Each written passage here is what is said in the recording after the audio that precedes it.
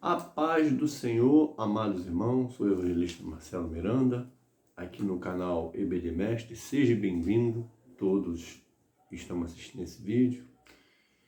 E queremos pedir que os irmãos aí compartilhem, dê o seu like, se inscreva no sininho aí no nosso canal, comente com a gente, participe, é importante a sua participação.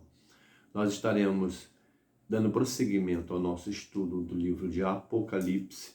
Hoje estaremos estudando a lição de número 4, que tem por título A Realidade do Arrebatamento. O arrebatamento é real. Arrebatamento quer dizer tirar com força, transladar, deslocar. A Bíblia fala do arrebatamento. É bem verdade que não há relato no Apocalipse da palavra, mas o apóstolo Paulo, em duas situações, que é o texto básico da lição, que é 1 Coríntios capítulo 15, 1 Tessalonicenses capítulo 4, fala sobre o assunto.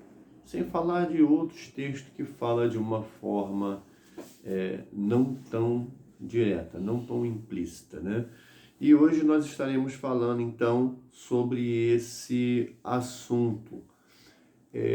Para estudarmos o Apocalipse, nós queríamos ter feito um vídeo introdutório ao livro, acabou que não foi possível. Eu até tive a ideia de hoje fazer em conexão uma lição, mas ficaria muito extensa. Então, apenas um breve resumo de uma introdução ao livro, dizer que o complicador de nós estudarmos o livro do Apocalipse é exatamente várias visões diferentes, várias linhas de interpretações que divergem.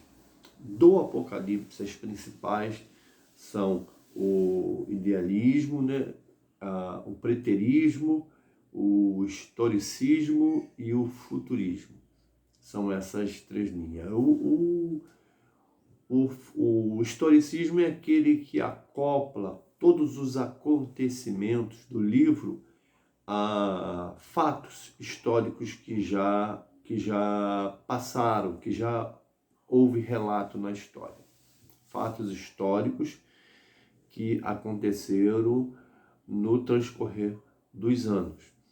E o preterismo é aquele que acredita que o livro está sendo cumprido. Uma das grandes forças contraditórias é dizer que nós estamos, nesse momento, passando pela grande tribulação.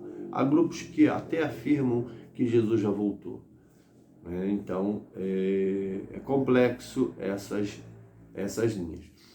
O futurismo é a visão que nós cremos, que é nosso segmento Assembleia crê, e que nós vamos estar falando aqui.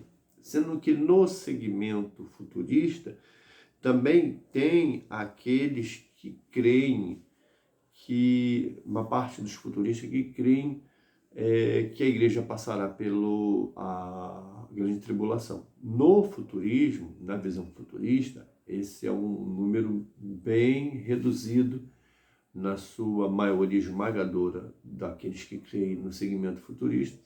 Nós vamos ser arrebatados antes da grande tribulação. Mas grande tribulação é um assunto mais para frente, nós vamos estar estudando com outras pré-aulas aqui com os nossos irmãos. E por falar dos nossos irmãos, eu queria agradecer desde já. Nós temos tido, eu, pastor Carlos, temos tido uma dificuldade por questão do tempo para estarmos gravando o nosso livro. Então eu queria já deixar nosso agradecimento aqui, a participação especial do presbítero Santiago e o presbítero Carlos, que está nos ajudando nessa missão de falar de algo tão maravilhoso que é o livro do Apocalipse. tá certo? Tristeza em Tessalônica. Tudo tem um porquê, tudo tem um motivo. E por isso, Paulo, pela revelação do Espírito Santo, trouxe esse assunto em voga por conta do contexto histórico. Quando Paulo passou por Tessalônica, da igreja dos Tessalonicenses, onde ele escreveu essa carta, né? Ele disponibilizou 2 cartas aos Tessalonicenses, e na primeira carta ele vai tocar no assunto por quê. Existe um porquê. Porque quando Jesus esteve aqui e falou que ele voltaria, né, e que nós estamos vivendo a última hora, os últimos dias, Jesus em breve viria, toda a igreja primitiva, na época apostólica, começou a viver com essa esperança de não passar pela morte, mas ser arrebatado no advento de Cristo. E Jesus também não falou data, muito pelo contrário, ao invés de estipular data, ele falou que ninguém sabe e que pode ser a qualquer momento. Aí vem o apóstolo Pedro na sua carta e fala que para Deus um dia como 1000 anos, 1000 anos como um dia. Então ficou muito obscuro propositalmente por Deus, essa data, que ninguém sabe a data. Então eles viviam nessa esperança, como nós vivemos nessa esperança, na esperança no bom sentido, porque tem gente que quando a gente fala esperança é uma coisa que não vai acontecer, uma conotação negativa, na melhor da conotação aqui da palavra esperança, de esperar, mas esperar com fé, saber que irá acontecer.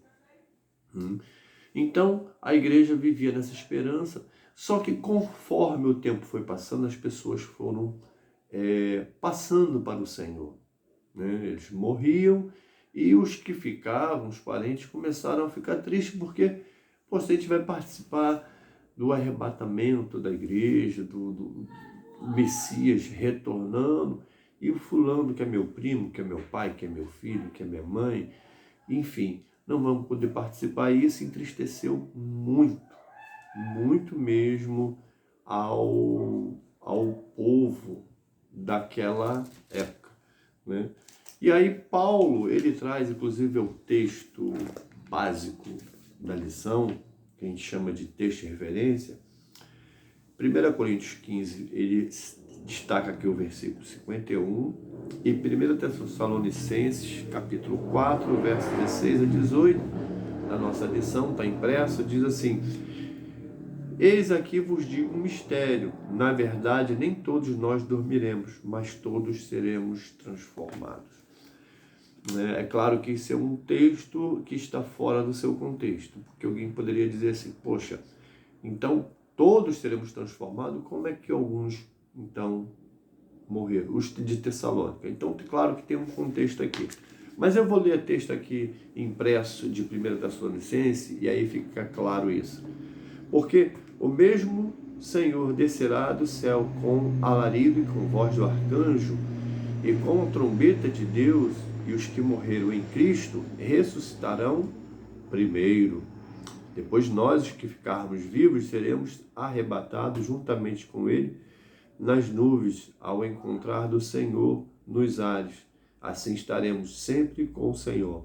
Portanto, consolai-vos uns aos outros com essa palavra. E Paulo começa falando aqui no 51, 15, 51, 1 Coríntios: eis aqui vos digo um mistério, na verdade nem todos dormiremos. Então Paulo começa a narrar aos Tessalonicenses de que Jesus vai voltar e todos nós presenciaremos a sua vinda.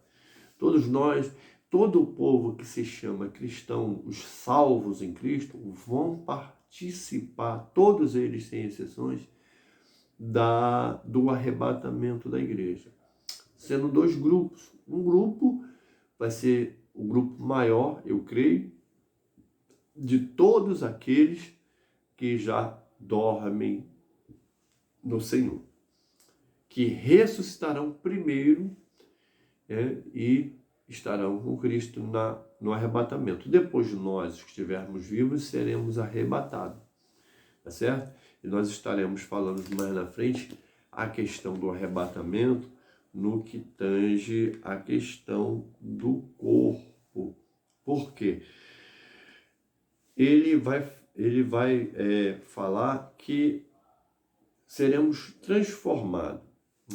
O que acontece? Aos que morrem antes do arrebatamento, a todos que morreram, e se possível pode ser que alguém mais morra antes do arrebatamento, porque nós não sabemos o momento do arrebatamento, eu posso não terminar esse vídeo. Os que morreram antes do arrebatamento, eles tiveram uma morte física, ok? Morte física. Não morte espiritual. Ninguém morre espiritualmente no corpo e no espírito. O corpo e o espírito deixar da sua existência, digamos assim.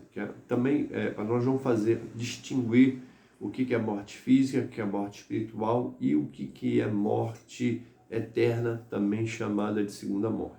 Então a primeira morte, a morte física, ela é a morte do corpo, tá certo? O espírito, a alma, fica vivo, consciente, né? E quando Jesus retornar, essa alma e esse corpo retornará, essa alma e esse espírito, retornará ao corpo. Mas não esse corpo que nós temos hoje, o corpo que morreu, até porque esse corpo, ele é corruptível, ele se degradará com o tempo. Receberemos um corpo glorificado. E nós, os que estivermos vivos, ao sermos transformados, também receberemos um corpo glorificado. E teremos novamente corpo, alma e espírito, certo? A morte espiritual, ela independe da morte física. Alguém pode pensar, porque normalmente as pessoas pensam assim: morreu o corpo, morreu o espírito. Não é assim. Morreu o corpo, o espírito não morreu. Mas o espírito pode já estar morto antes do corpo. Por quê? O que é a morte espiritual? O nosso espírito está ligado ao divino, ao Espírito de Deus. Então a morte espiritual, quando nós estamos afastados de Deus, nós morremos, nós estamos mortos. Embora vivos fisicamente nesse mundo, mas estamos mortos diante de Deus. É por isso que Deus fala assim: Adão, do dia que dessa árvore comer, certamente morrerás. Ora, Adão comeu, Eva comeu, eles receberam o castigo, e Adão viveu 930 anos. Não morreu? Morreu lá na frente, né? Mas não morreu naquele momento. Não morreu fisicamente. Fisicamente ele ainda levou 930 anos. Mas espiritualmente ele morreu. Por quê? Porque a primeira coisa que Adão fez quando morreu, ele se escondeu.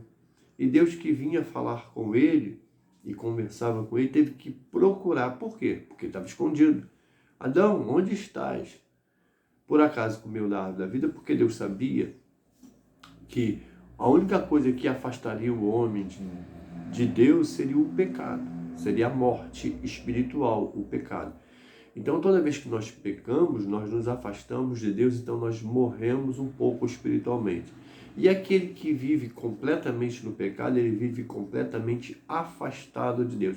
Aqueles que têm prazer em fazer o pecado, em pecar, eles vivem longe de Deus, ou seja, eles são defuntos espirituais.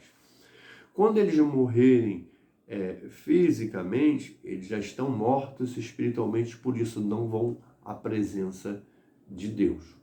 Os que estão em comunhão com Deus, que estão vivos espiritualmente, quando morrer fisicamente, eles vão à presença de Deus. E quando que eles vão à presença de Deus? Momento do arrebatamento, o momento da transformação, se estiver vivo, né? É o momento do arrebatamento. Então, agora, quando a morte física chega, para quem está morto espiritualmente, chega também a morte eterna. Por quê? Eu já expliquei aqui que morrer espiritualmente é estar longe de Deus. E o que é morte eterna? Deus é eterno. Se a pessoa está morta espiritualmente, morre fisicamente, ele vai com a morte eterna e aí ele se separa de Deus, não tem mais volta, eternamente longe de Deus, o castigo eterno. Tá certo? Então, para a pessoa estar eternamente com Deus, ele precisa estar vivo espiritualmente. Não precisa estar vivo fisicamente nessa vida. Pode até ter morrido, mas ele precisa estar vivo espiritualmente. A visão tricotômica, ela vai nos falar que na realidade, essa explicação que nós temos aqui, ela é uma visão tricotômica, né? Que vai falar que existe essa conexão do nosso espírito com o Espírito de Deus e uma não conexão, digamos assim, das pessoas que pecam, né?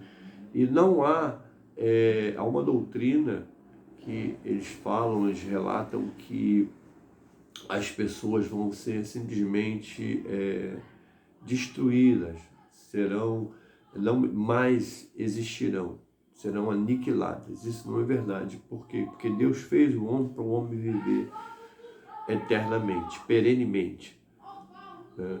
Mas, por causa do pecado, o homem se afastou de Deus, né? E não vai viver mais perenemente aqui na terra fisicamente, porque vai passar pela morte, a não ser os que forem arrebatados. Mas eles não vão ser aniquilados, mas eles vão ter o castigo, e assim como vai entrarmos no cronos de Deus, que é a eternidade, alguns, os salvos, os arrebatados, viverão na presença de Deus eternamente, e os não salvos viverão eternamente longe do Senhor. A lição também, o pastor William fala sobre a vida efêmera, né? É interessante isso.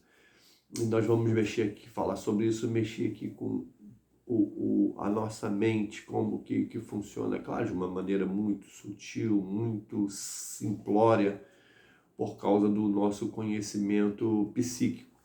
Mas nós entendemos que, observe, quando você dorme, né, uma noite inteira, num sono normal de 8 horas, você deita, pega no sono, e quando você acorda no dia seguinte, parece que você dormiu 10, 15 minutos, foi só durante um momento e se passou uma noite inteira, 8 horas.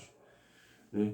A noite passa rápida quando nós estamos no nosso subconsciente, a nossa mente está no nosso subconsciente, ela não pode estar no inconsciente, porque o inconsciente é quando já passando, o corpo já não tem vida.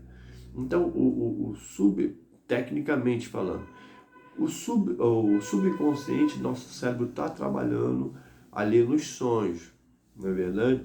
Então parece que é assim, é rápido, parece que a gente fechou o olho e abriu, já está de dia, é muito rápido, se passou 8 horas. Assim é o arrebatamento também. Nós vamos, num piscar de olhos, nós vamos estar já presenciando o arrebatamento. Então o que acontece com as pessoas que morrem? Né? Elas morrem e aí elas estão inconscientes, porque elas estão literalmente mortas. E o que acontece? Então, quando Jesus voltar, elas vão ressuscitar primeiro e vai ser meio que assim, como se elas tivessem acabado de dormir e já acordou no arrebatamento. Vai ser rápido. Então, para aqueles que não vão ser arrebatados, também se tem cuidado, porque a qualquer momento a gente pode dormir. E aí dormir no Senhor, fechar os olhos, perder essa vida física. Pode ser rápido. E eu aqui tenho a ajuda dos acontecimentos, dos fatos históricos atuais, que nós vivemos uma pandemia, quantas pessoas morreram, na verdade, e pessoas novas. Muitas pessoas novas também. Então, a nossa vida, ela está na mão de Deus. A hora que Deus bradar, nós fechamos nossos olhos. Então, pode ser a qualquer momento. É até complicado a gente se comparar a uma pessoa muito idosa e dizer, fulano vai partir para o Senhor, vai dormir no Senhor, e eu ficarei e darei continuidade ao seu trabalho. Nós não podemos fazer isso porque muitas das vezes, nós partimos primeiro do que a pessoa idosa. Ninguém sabe o seu dia de morrer, assim como ninguém sabe o dia do arrebatamento. Então, de uma maneira simplória falando, os que morrerem já estão no arrebatamento, porque eles vão fechar o olho, quando vão abrir os olhos de novo, já vão estar ali diante daquele fato maravilhoso que é a vinda de Jesus, já com o corpo transformado. Então, isso é muito legal, é muito interessante. Nem todos nós dormiremos. Sabemos que haverá uma geração que participará viva do arrebatamento. Que geração é essa? Os apóstolos achavam que eram eles. A igreja primitiva, a igreja de Tessalônica, por exemplo, achavam que era eles e que os seus mortos já não participariam. Paulo deu essa explicação.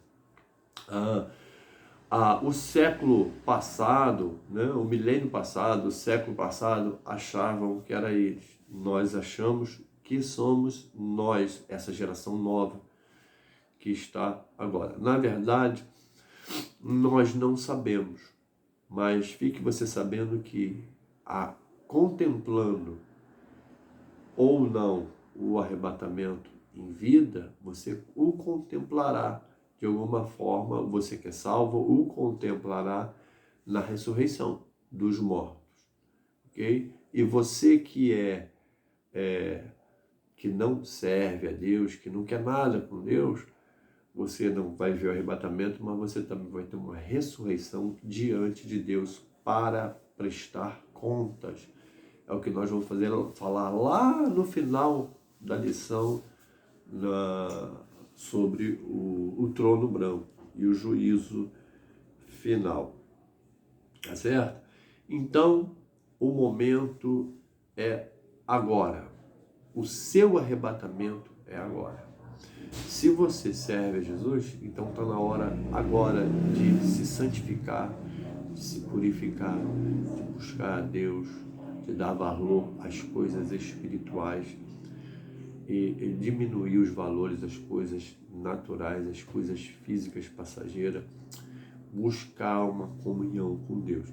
E para você que não tem a Deus, está na hora de você correr, aceitar Jesus como seu Salvador, entregar a sua vida, para que Ele seja Senhor da sua vida, das suas decisões, das suas idealizações, e Ele conduzir a sua vida, porque quando você conduz a sua vida, quando nós conduzimos nossa vida, nós conduzimos totalmente errado, porque nós a conduzimos no prisma humano, na visão humana, e Deus a conduz numa visão divina, onde Ele conhece o amanhã. Nós fazemos hoje decisões com o propósito de amanhã obter vitória. Deus, quando guia a nossa vida, Ele nos desvia, muitas das vezes, desse propósito que a gente acha que vai ter vitória, mas que vai ser derrotado, porque Deus já conhece o amanhã. Então, Deus quer o melhor para você. Então, vale a pena você, então, entregar sua vida e suas decisões na mão do Senhor Jesus e deixar Deus conduzir. E no final da sua vida, você ganha a premiação maior, que é a vida eterna, é passar na presença de Deus. Eu não sei se você já teve alguma vez a oportunidade de sentir no seu espírito a presença de Deus. Se você o fazê-lo, você não vai querer outra coisa. Coisa maravilhosa é a presença de Deus. Corra para Deus, para Deus ser presente na sua vida, na sua casa, na sua família e nos seus propósitos. Amém? Também vamos falar aqui no contexto, já encerrando nossa lição, sobre a chamada segunda vinda do Senhor, ou o advento de Cristo, né? Jesus voltará, isso é fato. Todas as correntes apocalípticas, né, elas se diferem, muitas correntes, se diferem dos assuntos, e há muita polêmica sobre a questão do Apocalipse. Porém, todas elas concordam que Cristo voltará. Então, isso é uma coisa que é unânime. Então, certeza, Cristo voltará. E certeza que Cristo vai vir buscar a sua igreja, né? E você está preparado? Como está a sua vida? A Bíblia fala sobre o advento de Cristo. Nós temos duas fases. A primeira fase, o momento do arrebatamento, onde Deus virá nas nuvens, em oculto, e arrebatará a sua igreja em oculto, e o mundo só vai ver quando as pessoas não estiverem mais aqui. Fulano não morreu, mas ele não está mais aqui. Ele foi arrebatado. Certo? Na segunda parte, Jesus virá fisicamente, espiritualmente, descerá e pelejará a favor de Israel numa grande guerra que a profecia do livro declara haverá. Então, para a igreja será algo oculto, mas depois do arrebatamento, que será uma coisa oculta ao mundo, somente para a igreja, a trombeta avisará, mas depois Jesus virá, e aí todo o olho verá. Paulo fala aos Filipenses que todo olho o verá, toda língua confessará, todo joelho se dobrará e dirá que Jesus Cristo é o Senhor, para a glória de Deus Pai. Isso é certo. Você que é crente vai confessar que Jesus é o Senhor. Você que não é crente, que até gosta dos crentes, vai confessar que Jesus Cristo é o Senhor. Você que não gosta dos crentes, vai confessar que Jesus Cristo é o Senhor. Você vai estar lá, tá? Vai estar lá. Ou ainda nessa vida, ou depois que você partir, mas nesse momento, você vai confessar que Jesus Cristo é o Senhor. E você que é contra Deus, que não crê, que se diz ateu, ou ao contrário, quer que os crentes, né? Enfim, você vai confessar que Jesus Cristo é o Senhor, porque a palavra, ela não falha, ela diz, toda língua confessará que Jesus Cristo é o Senhor, para a glória de Deus Pai. Que Deus nos abençoe. Uma boa aula a todos os mestres, em nome de Jesus. Amém.